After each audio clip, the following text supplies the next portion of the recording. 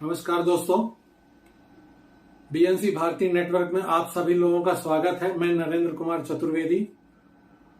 आज काफी समय बाद मैं फिर एक बार वीडियो बना रहा हूं। इन बीच देश की में बहुत सी घटनाएं घट चुकी हैं और उन कई मुद्दों को छोड़ चुके हैं, लेकिन कुछ ऐसे मुद्दे इस समय आए हैं हमारे सामने की वीडियो बनाना जरूरी हो गया था। तो ज्यादा समय का विलंब न करते हुए हम आज की मौजूदा हालात, राजनीतिक स्थिति पर चर्चा करने जा रहे हैं।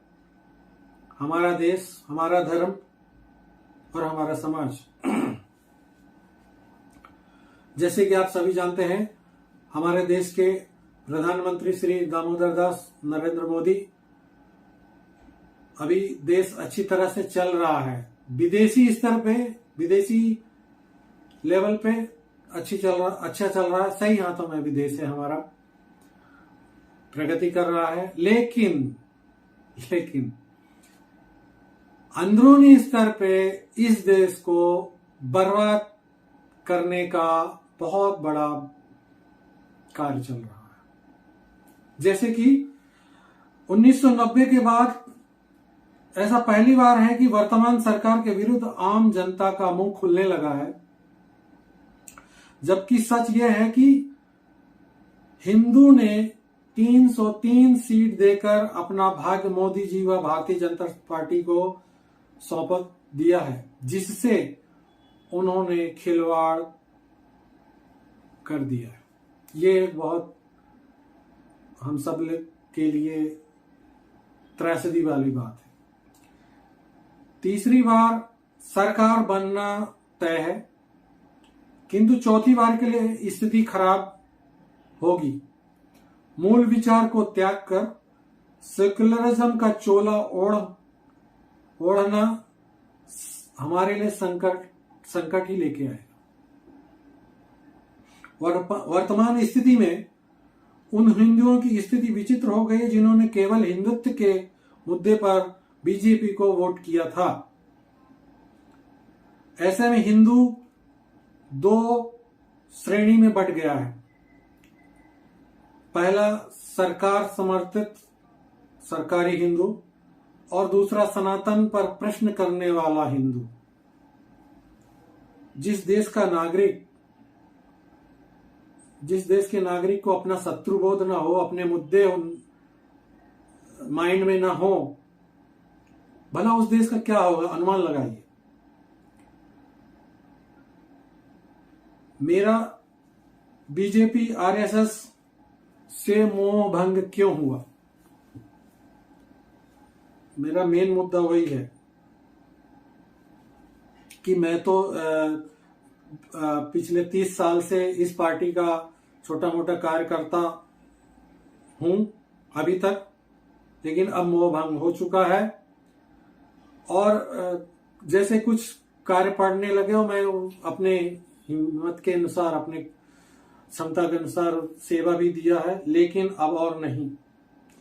बीजेपी का फुल प्रूफ प्लान इस देश को इस्लाम बनाना मात्र रह गया है। इस कारण मैं भारतीय जनता पार्टी से, अब संघ परिवार से अब नफरत करने लगा। इस बात का पूरा ट्रैक रिकॉर्ड लाया हूं, जो आप लोगों के लिए सामने प्रस्तुत करने जा रहा हूं। मुस्लिम तुष्टीकरण, एम कम्युनिटी का जो तुष्टीकरण 70 सालों से होते आ रहा है, शुरू से होते आ रहा है। कांग्रेस के जमाने में उसकी शासनकाल 55 वर्ष का था, उसने तुष्टीकरण किया, लेकिन बहुत धीमी गति से, कम मात्रा में। लेकिन यहां तो रॉकेट की स्पीड से तुष्टीकरण तो गई बात, अब तो तृप्तिकरण हो चुका है। कुछ तथ्यों को रख रहा हूं ताकि स्पष्ट हो कि पंच मक्कारों को किसकी सरकार ने सबसे अधिक ताकत दी है, जिसके कारण हिंदुओं का जीवन संकट में पड़ गया है। 2014 से पहले और 2014 के बाद। सरकारी नौकरी में 5% था पहले, 2014 के पहले। अब सरकारी नौकरी में सीधा 10%। पंचमकारों की हिस्सेदारी, एम कम्युनिटी जिसको कहते हैं। सिविल सर्विसेज में इन लोगों की हिस्सेदारी 2014 के पहले 20,000 थी मात्र, अब 2,15,000 हो चुकी है। मुस्लिमों का स्कॉलरशिप 220 करोड़ था, पूरे 55 वर्ष में 220 करोड़ तक दिए गए 2014 तक, और इस 9 साल में 5,20 करोड़, सॉरी 520 करोड़ रुपए अभी तक दे चुके हैं।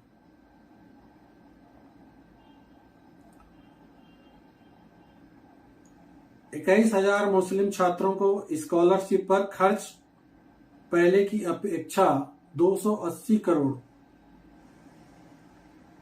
पहले की अपेक्षा अब 280 करोड़ ज्यादा दी गई स्कॉलरशिप मात्र। सरकारी संस्थाओं में मुसलमानों का अधिकार 15 से 25% हुआ करता था 2014 तक। 2014 के बाद सीधे एकदम 100%, 30 से 35% बढ़ गया। पहले केवल मुस्लिम आधारित सच्चर कमेटी का केवल मनमोहन सरकार ने निर्माण किया था। इसी भारतीय जनता पार्टी ने उसका विरोध करते हुए दबा दिया गया था, जिसका सुप्रीम कोर्ट में 2013 में गुजरात के उस समय के मुख्यमंत्री नरेंद्र मोदी सरकार द्वारा विरोध किया गया। बहुत जोर से इन्होंने विरोध किया था, और अब 21/3/2019 को संसद के अंदर सच्चर कमेटी को क्रियान्वयन मोदी सरकार द्वारा किया जा चुका है। हिंदुओं के मंदिरों का विध्वंस पहले नाम मात्र का था, अब काशी, उज्जैन, महाकाल, अयोध्या में तो 200 से अधिक पुरातात्विक व पौराणिक मंदिरों को नष्ट कर दिया गया है। सीता रसोई, राम चबूतरा, मतलब सीता कुआं, जो बहुत ऐतिहासिक पौराणिक जगह थी, सब तोड़ दिए गए। हिंदुओं के पहले नीट की परीक्षाओं में मुस्लिम का प्रतिनिधित्व कम था, तो पहले मुसलमानों का नीट में नाम मात्र का प्रवेश था। नीट जैसे एग्जाम में 2022 में एक साथ 1200 मुस्लिम निकले, जिसमें असम के गजवाए हिंद के पैरोकार सांसद बदरुद्दीन अजमल के एनजीओ सहित 3 कट्टरपंथी एनजीओ को केंद्र सरकार द्वारा अरबों का फंड दिया गया। ये मदरसों से निकले हुए जिहादी नीट एग्जाम 1200 आदमी, आतंकवादी टाइप के आदमी, जिहादी कहो, निकल चुके। 2003 में नदी मार्ग हिंदू नरसंहार के बाद जम्मू कश्मीर में सबसे बड़ा हिंदू नरसंहार 2022 के टारगेट किलिंग में कुल 19 हिंदुओं की हत्या, 23 में एक हिंदू को टारगेट कर अभी तक मारा जा चुका है। स्वतंत्र भारत के इतिहास में पहली बार 2022 में हिंदुओं का बड़े पैमाने पर गला रेत कर हत्या की गई, सीधा सीधा तालिबानी स्टाइल में।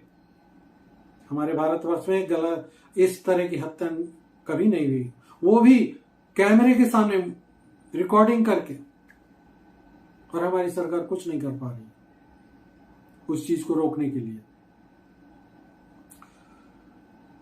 1990 के दशक में कश्मीर के बाद भारत के अंदर ही सबसे बड़ा हिंदू पलायन बंगाल में 2021 में हुआ। असम के मुख्यमंत्री हेमंत बिस्वा शर्मा के अनुसार 80,000 से 1 लाख बंगाली हिंदू बंगाल से आसाम में पलायन कर चुके हैं।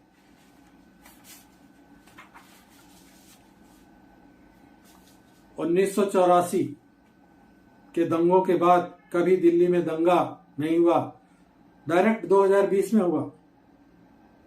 84 के दंगों में केवल एक हिंदू की मौत हुई थी। 2020 में 13 हिंदुओं की मौत हुई। दिल्ली दंगों में दिल्ली पुलिस, जो गृह मंत्रालय के अधीन आते हैं, ने ऐसा केस तैयार किया कि सभी बड़े मुस्लिम आरोपी जमानत पर छूट गए या बरी हो गए। यहां तक कि सफूरा जरगर की जमानत का केंद्र सरकार ने विरोध तक नहीं किया। वहीं पहली सजा एक गरीब हिंदू दिनेश यादव को मिली। देश में राजीव गांधी के बाद सबसे ज्यादा दंगे का कार्यकाल 2014 से 22 का दौर रहा, जिसमें हिंदुओं को सर्वाधिक नुकसान हुआ। अल्पसंख्यक राजनीति का विरोध करने वाले गुजरात के मुख्यमंत्री नरेंद्र मोदी केंद्र में सरकार बनाते ही सुप्रीम कोर्ट में कहा, चूंकि हिंदू बहुत बलशाली है, बहुसंख्यक है और दबंग है, इसलिए अल्पसंख्यकों को, खासकर मुसलमानों को कमजोर माना जाना चाहिए। और साक्ष्य के रूप में सुप्रीम कोर्ट में अगस्त 2021 को असंवैधानिक अवैध सच्चर कमेटी की रिपोर्ट को पेश कर दिया गया। हिंदुओं को की दीपावली में पटाखे पर प्रतिबंध के लिए मोदी सरकार में, देखिए बीजेपी का दोगलापन, मोदी सरकार के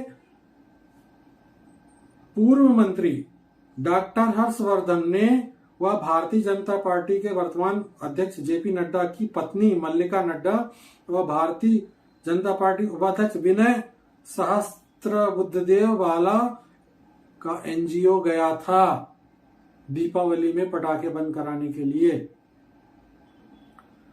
2013 में मोदी जी का नारा था, विकास सबका, तुष्टीकरण किसी का नहीं। आज का नारा पासमानदा तृप्तिकरण। तुष्टीकरण तो बीती बात हो गई। 2013 तक मोदी पिंक रेवोल्यूशन कहकर गौ हत्या पर मनमोहन सरकार पर हमला कर रहे थे। 2014 के बाद बीफ एक्सपोर्ट पर भारतीय जनता पार्टी दुनिया से होड़ ले रहा है और नारा बदल गया है, गौरक्षक गुंडे। जो गौरक्षक होते हैं उनको मोदी जी ने गुंडे कहकर बुलाया। और भी बहुत से उदाहरण हैं इस पार्टी से नफरत करने के लिए। किस किस को सुनाऊं मैं। हमारे मोहन भागवत जी कहते हैं 50 साल के लिए मूर्ति पूजा करना छोड़ दो। और मोहन भागवत जी के बारे में और एक बात हमने सुना है, वो कहते हैं कि राम कृष्ण जी के बारे में जो अनलगर बातें की, खैर मैं वो कैमरे के सामने नहीं कहना चाहता महाभारत कालीन बातों को, तो उनके विचार जान लीजिए। हिंदू समाज के लिए उनका स्पष्ट कहना है कि भारतीय जनता पार्टी हिंदुत्व का प्रतिनिधित्व नहीं करती, भारतीय जनता पार्टी कोई हिंदू पार्टी नहीं है। ये बयान on record JP Nadda ji के भी है। राम मंदिर के बारे में सब कोई कहते हैं कि भारतीय जनता पार्टी ना होती तो राम मंदिर का निर्माण ना होता। ऐसा नहीं है बंधुओं। मैं उसकी हकीकत बताता हूं। राम मंदिर में भगवान राम के लिए अधिकृत जमीन को प्राइवेट पार्टी को लौटाने की याचिका सुप्रीम कोर्ट में डालकर कैसे इसको लटकाने का प्रयास किया गया, देखिए, इसी सरकार के द्वारा। और आज उसी राम मंदिर का क्रेडिट लिया जा रहा है। कभी एक जमाने में गांधी यहाँ की जनता, हमारे देश की जनता गांधी को भी सराखों में बिठा के रखी थी। कभी हिंदू गांधी को भी हिंदू नेता मानते थे, लेकिन मार्च 30, 1928 को रामनवमी पर व्याख्यान देते हुए गांधी भगवान राम का उपहास उड़ा रहे थे, उन्हें छल करने वाला बताया उस समय। उस वक्त भी गांधी के ऐसे पाखंड को समाज के समक्ष रखने वालों पर तब के हिंदू हमला करते थे। जैसे आज अगर हम कोई साक्ष्य रखते हैं, कोई हकीकत बताते हैं, फैक्ट देते हैं, तो जो खैराती मीडिया वाले हैं, खैराती यूट्यूबर्स हैं, तथाकथित पत्रकार, जो हम लोगों को गालियां देते हैं, कहते हैं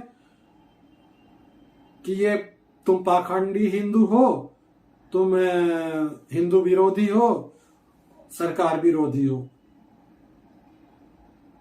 और हम पे हमला करते हैं। तो गांधी जी, उस वक्त गांधी जी को भी बचाया गया था और आज भी वैसे ही चल रहा है। उसी गांधी जी ने बंटवारा करा दिया हिंदू का भेष धर के, और हिंदुओं का 10 लाख हिंदू काटे गए थे उस समय। बाद में ब्रांडिंग व मार्केटिंग के माध्यम से उसी गांधी के मरने पर जबरदस्ती उसके मुंह में हेरान ठूस कर सदा के लिए हिंदुओं को पाखंडी नेताओं का दास बनाने का कुचक्र रचा गया, जो आज तक जारी है। आखिर हिंदू कब अपना प्रमाद तोड़ेगा? हिंदू वेश में छिपे कालनेमियों को कब तक पहचानेगा? हिंदू कब तक ठगा जाता रहेगा? हिंदू सहनशीलता का मतलब यह नहीं कि एक गाल में मारा है तो दूसरे में मार ले भैया, नहीं। अगर एक गाल में मारने की तू चेष्टा कर रहा है तो हम तेरा वहीं पे नाश करने की चेष्टा भी रखते हैं।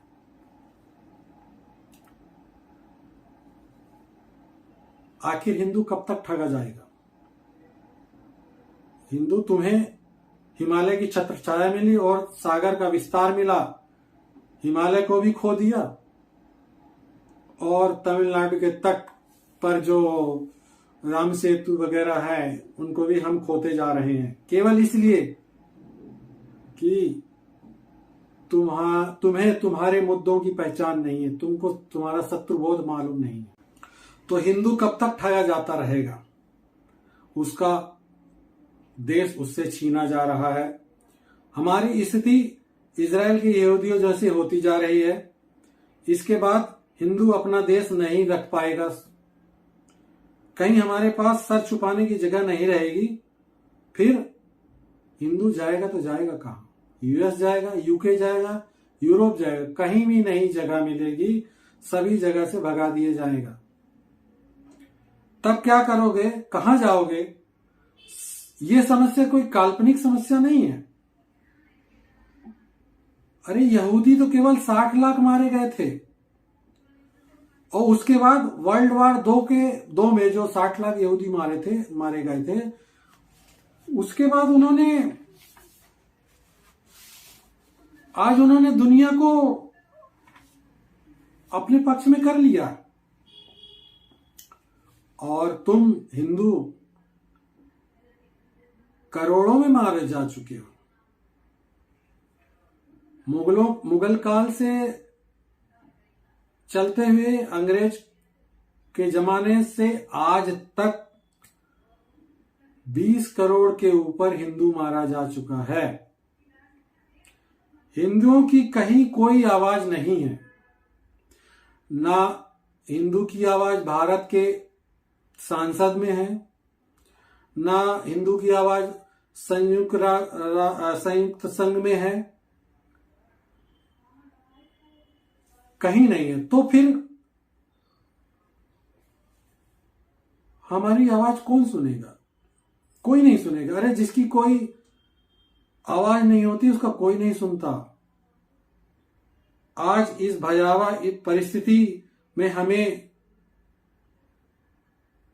मोदी जी की मुस्लिम तुष्टीकरण ने ही, तृप्तिकरण ने ही पहुंचा दिया है।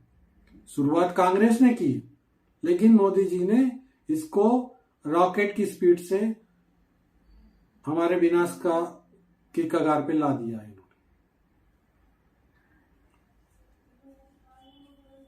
इससे एक बात तो पता चलता है कि बहुत सारे हिंदू अभी भी शतुर्मुर्गी आचरण में जी रहे हैं।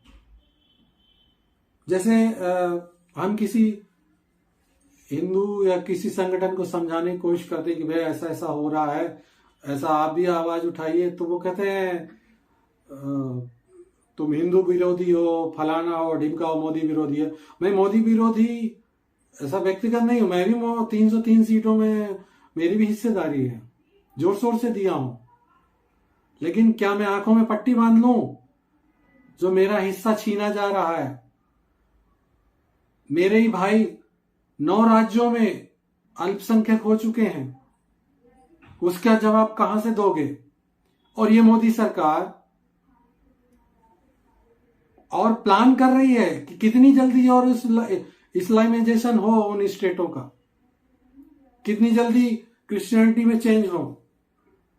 उन योजनाकारों का सहयोग ले रही है और दे रही है सहयोग, फंड भी दे रहा है।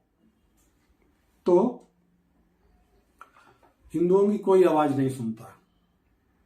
और जब हम आवाज उठाते हैं तो यही पंचमक्कार पत्रकार लोग हमें सेल्फिस्ट आदि कहकर अपनी जीभ निकालते हैं। तो ये वही मुर्गी की चाल कि मुझे क्या करना है। जब मुर्गा कटता है झुंड में से निकल के, तो कहता है, तो जो झुंड वाला होता है वो कहता है अरे मैं तो नहीं कटा हूं ना, बाजू वाला, मेरी बारी आएगी जब देखेंगे। आज नहीं अगर उठे और जागे, फिर कभी नहीं, फिर कभी नहीं, मौका ही नहीं। लास्ट भारत एक आखिरी देश बचा है हिंदुओं को सर छुपाने के लिए, और कहीं नहीं है।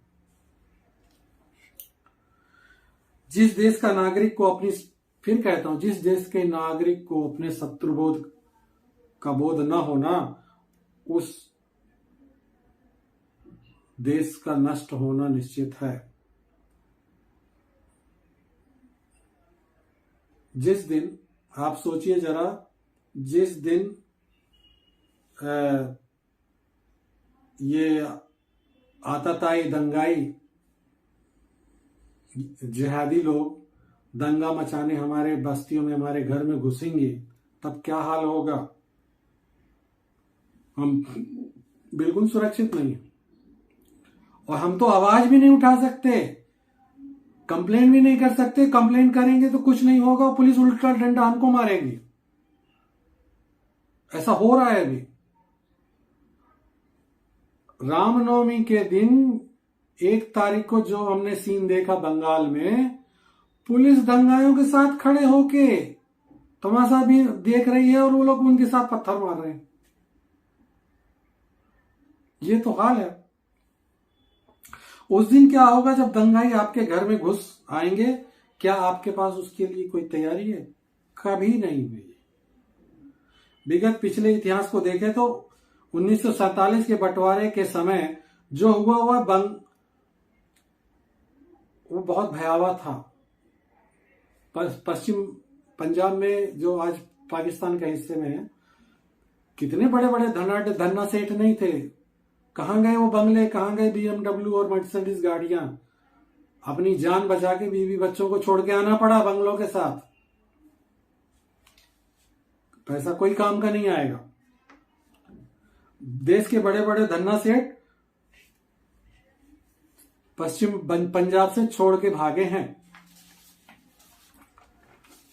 2 मिनट में रातों रात घर खाली कर दिया गया और भाग के भारत आना पड़ा।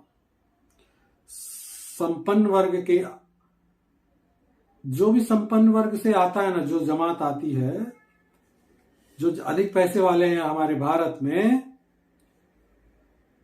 वही पहले टारगेट होंगे। ये बात तो निश्चित है, क्योंकि उनको देश के बारे में, धर्म के बारे में अगर कुछ अच्छी बात भी बोलो तो हम उल्टा हमको बुरा भला कहेंगे। उनको शत्रुबोध बिल्कुल नहीं है। अगर मैं उनको कुछ कहता हूं तो वो कहते हैं बकवास कर रहा। ये चीजें हमसे परे हैं। इसलिए कहता हूं कि कुछ सीखना है तो यहूदियों से सीखो। वो इजराइल छोटा सा देश जो चारों तरफ से अरब कंट्रीज से घिरा हुआ है, बीच में उसका देश है। आज पूरा अरब जगत छोटे से इजराइल से डरते हैं, खौफ खाते हैं, कुछ करने की हिम्मत नहीं जुटा पाते। और वह इसलिए कि वे अपने मुद्दे जानते हैं, अपने शत्रु को पहचानते हैं। और यही भारत का हिंदू, वह तो केवल क्या है, थोड़े से पैसे मिले, चलो एंजॉय करते हैं। चाहे 26 जनवरी हो, रामनवमी हो, दशहरा, दिवाली हो, अगर बीच 3 दिन की छुट्टी पड़ी है, शुक्रवार, शनिवार, इतवार, तो निश्चित है कि वो शहर में नहीं रहेगा। वो कहीं रिजॉर्ट चला जाएगा, कहीं होटल चला जाएगा, कहीं गोवा चला जाएगा, थाईलैंड। पैसा उड़ाना है बस। उसको देश, दुनिया, धर्म से कुछ लेना देना नहीं है। धर्म नाम की कोई तो चीज ही नहीं है उस धनाढ्य वर्ग में। तो बीजेपी और आरएस का हिंदू धर्म कैसा होता है, मैं एक उदाहरण देता हूं, छोटा सा उदाहरण बताता हूं। जिस पाल घर में निहत्थे साधुओं पर हमला किया गया, उनकी हत्या की गई, वही ईसाई दंगाइयों के द्वारा उसी समुदाय, जो लोग हत्या किए थे, उसी संगठनों के यहां पर महाराष्ट्र के डिप्टी सीएम देवेंद्र फडणवीस की पत्नी क्रिसमस और न्यू ईयर मनाने जा चुकी हैं। देवेंद्र फडणवीस ने आज तक कोई सुध नहीं लिया वहां के बारे में। बंगाल में 2 लाख हिंदू अपना घर छोड़कर चले गए, पलायन कर गए। कुछ आसाम में गए, कुछ इधर उधर। बीजेपी वाले आज तक इस बारे में कोई सुध नहीं लिया, न उनके साथ कोई सहानुभूति दिखाई। मोहन भागवत जी कहते हैं कि 50 साल के लिए मूर्ति पूजन को भूल जाना चाहिए। ये हमारा कहां तक भला करेंगे? ये हमें और गड्ढे में डाल रहे हैं। नेहरू से लेके मोदी तक सबका माइंडसेट एक ही है, सेकुलरिज्म। सेकुलरिज्म का मतलब भाईचारा। भाई का चारा हिंदू ही बनता है, बस। गंगा जमुना तहजीब जिसको कहते हैं, अरे काहे की गंगा, काहे की जमुना? उनको गंगा जमुना से क्या लेना देना? मेरे को आज तक ये इस शब्द का अर्थ ये नहीं समझ में आया कि उनकी क्या तहजीब है। क्या वो गंगा जी की पूजा करते हैं, मानते हैं? ये बेवकूफी भरे शब्दों का माया जाल पब्लिक के पीछे फेंक देते हैं और हम सब उस जाल में फंस जाते हैं। एक बात तो तय है कि सरकार की मुस्लिम तुष्टीकरण योजना सरकार के ही वेबसाइट से निकालकर यदि हिंदू समाज के अंदर तक पहुंचा दिया जाए तो हिंदुओं का भयंकर दबाव सरकार पर पड़ेगा जिसे वो झेल नहीं पाएंगे। ये बात तो मुझे निश्चित लगती है। अब और एक बात बताता हूं, बीजेपी का और दूसरी पार्टियों का दोगलापन देखो। अखिलाफ और रोहित वेमुला की मौत पर रोने और गुस्सा करने वाले कभी अपने ही बीजेपी वर्कर की जघन्य हत्या पर रोए? नहीं रोए, जरा सा एक शब्द भी नहीं बोला गया। अभी अभी कुछ समय पहले कर्नाटक में बेचारा बजरंग दल का आदमी मारा गया। बीजेपी आरएसएस का सेकुलरिज्म कैसा होता है?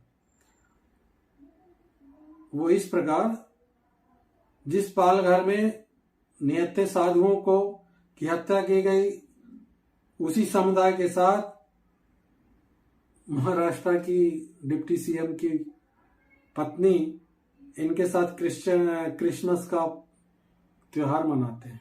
तो ये तो इनका सेकुलरिज्म है। सेकुलरिज्म पंचमक्कारों द्वारा गढ़ा गया एक शब्द है जो हमें भ्रमजाल में फंसाता है। तो केंद्र को ऐसा लगता है, मोदी जी को ऐसा लगता है कि पासमानदा से उनको वोट मिल जाएगा और अन्य मुद्दों को के ऊपर पब्लिक का ध्यान नहीं जाएगा। लेकिन मोदी जी, आप किसी मुगालते में मत रहिएगा। इस देश का हर नागरिक अब ये समझ गया है 2019 के बाद से कि आप लोगों ने किस तरह हिंदू समाज को ठगा है। झुनझुना दिखा दिखा के बहुत ठग लिया। अभी भी बंद कर दीजिए, समय है। 2024 निश्चित ही आप लोग आ जाएंगे सत्ता में। 24 के बाद 29 नहीं आएगा। मुझे भविष्य 29 देखना है। और अगर यही हाल रहा तो 29 आते आते बीजेपी का हाल कांग्रेस जैसा होना निश्चित है। मैं तो बड़े गर्व करता था कि चलो हिंदुओं की एक पार्टी, हिंदुओं का नाम लेने वाला एक पार्टी आई जिसको बीजेपी कहते हैं। मेरे पिताजी स्वयं आरएसएस बजरंग दल में रह चुके हैं, तो मेरा तो बचपन से नाता है इस पार्टी से। लेकिन क्या करूं, इस पार्टी के दोगले चरित्र के कारण मुझे आज ये सब कहना पड़ रहा है कि बंद करो, और नहीं तो ईश्वर की लाठी बहुत तगड़ी होती है। इतना आध्यात्मिक तो आप भी जानते होंगे मोदी जी। याद करिए करपात्रे जी महाराज का वो श्राप जो नेहरू गांधी परिवार को लगा है। क्या आप भी ऐसा श्राप लेना चाहते हैं? आप तरक्की किस बात की कर रहे हैं? हमारे धार्मिक स्थल को तोड़कर, हमारी प्राकृतिक संपदा को नष्ट करके, ये कैसा विकास है कि आपने रोड बनाया और वहां जोशीमठ में दरार पड़ गई। हिमालय बहुत सेंसिटिव नाजुक स्थल है।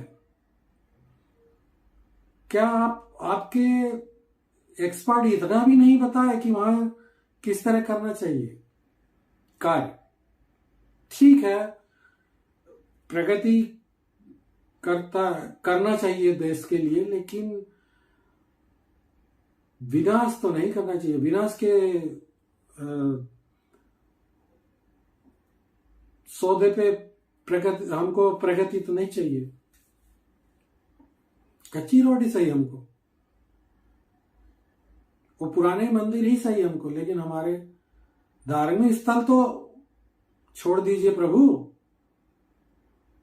क्यों नहीं किसी चर्च को आप गवर्नमेंट के अंडर में लिया, किसी मस्जिद को आप ने गवर्नमेंट के अंडर में लिया, मंदिर ही क्यों नहीं छोड़ देते इनका अधिकार? हमारा अधिकार हमको दीजिए। अरे हम नहीं मांगते कुछ अलग, जो संविधान में लिखा है हमारे लिए केवल उतना ही मांगते हैं।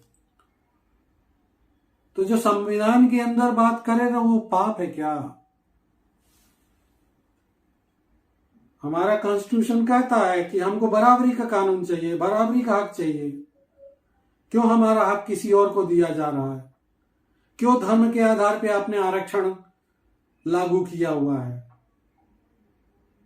क्यों?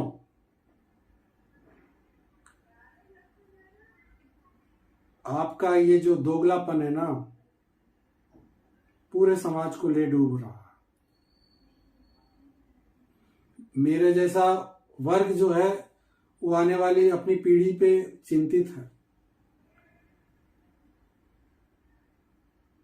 हर पार्टी, आज तक जितनी भी पार्टी भी आई है इस देश में शासन करने के लिए, सारी की सारी पार्टियां अपनी जेब भरने, चोरी करने, घोटाला करने के लिए आई, पैसे लालच से आई। 2014 में लगा कि ये पार्टी कुछ देश के लिए करेगी। 2014 के बाद दिखा भी कुछ कार्य। 19 के बाद आप एकदम बाजी पलट गई। आप पासमानदाकरण हो गया आपका। ऐसा भविष्य में ऐसा मत होने दीजिए कि हम सारे भारतवासियों के लिए कष्टदायी हो जाए। किसी भी क्रिया की प्रतिक्रिया जरूर होती है, यह प्रकृति का नियम है। ये सब बताने के लिए मैं इतना ज्ञानी नहीं हूं मोदी जी आपको, आप ये सब समझते हैं, लेकिन क्या करूं, आपकी आंखों में तृप्तिकरण का चश्मा लगा हुआ है। भगवान आपको सद्बुद्धि दे। जय हिंद।